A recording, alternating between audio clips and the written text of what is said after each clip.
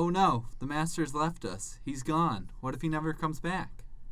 Meh, doesn't matter either way. A 2008 study published in the journal Applied Animal Behavior Science found that if cats and dogs are introduced when the cat is under 6 months old and the dog under a year, the two species can coexist in peace.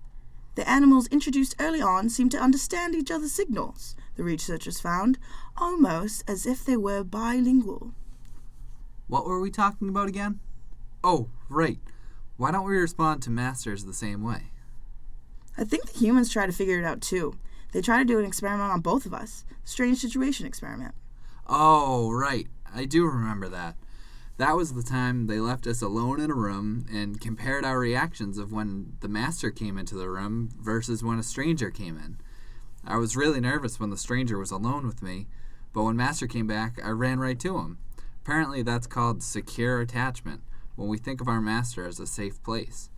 I think that they said that's how children react to parents, too. What about you? What did you do?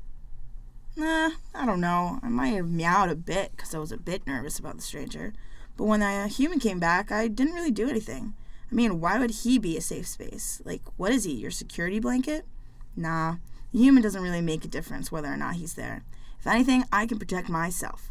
Then again, human parents also don't really show the same attachment, but that doesn't mean they don't love their children. They say there's no sign of attachment in terms of dependence. But why? Why don't you show concern about master? Can you not recognize him? Oh, I can recognize them just fine. I can tell who's who just from their voice. Let me see if we can use this. Click, click.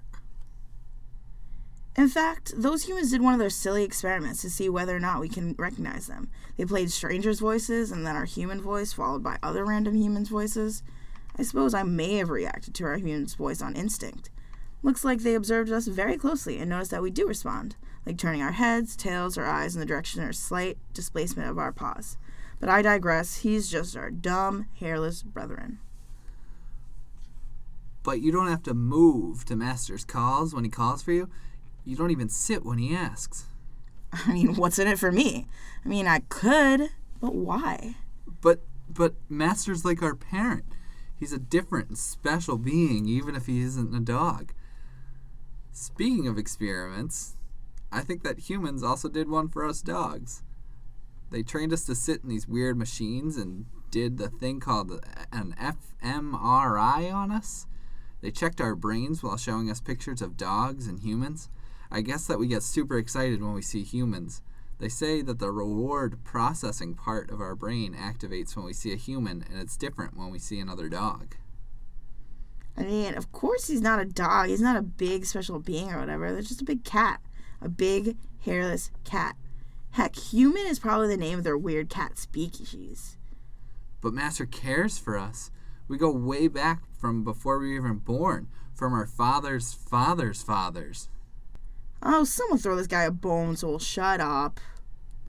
People have been taking care of dogs from Central Asia since almost 13,000 BC, in the Stone Age, before the beginning of farming, and possibly even earlier, maybe as long as 100,000 years ago, before people left Africa. Well, I'm not like you. We're not like you, Mr. Man's best friend. Psst, more like tail-wagging beggar. You dogs, they tamed you and bred you guys to obey them. Who knows? Maybe I would have a fraction of your emotional attachment if I too was fed, slept around the same fire, and hunted together. Us cats, we've only been living with them for a third of what you have. Our ancestors simply tolerated humans for mutual benefit. We get mice as food, they get pest-free homes. They never fed us or raised us. We adapted. If anything, we domesticated ourselves. Wow, someone's a sourpuss. But I don't understand. Why do you rub against their legs so affectionately? It's not like me, when I'm overcome with joy and celebrate by licking their faces. Funny, no. That's me marking my territory. A little like how you leave your scent by peeing on every tree you come across. I leave my scent by rubbing my neck on them. He's not the owner. I am. Yeah, okay. That's Master. Our human's back.